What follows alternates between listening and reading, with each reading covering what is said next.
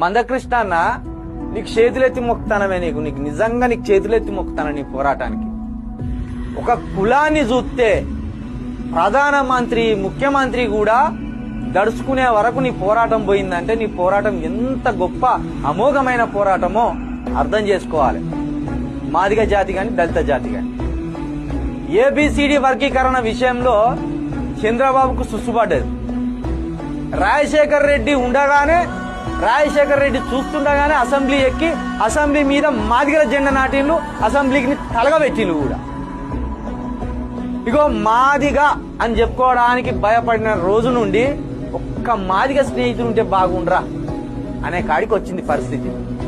ఒక్క మాదిగ స్నేహితుడు ఉంటే ధైర్యం, దాంతో తిరిగితే ధైర్యం అనే కాడికి తీసుకొచ్చిందంటే credit goes to only Mandakrishna మాదిగన్.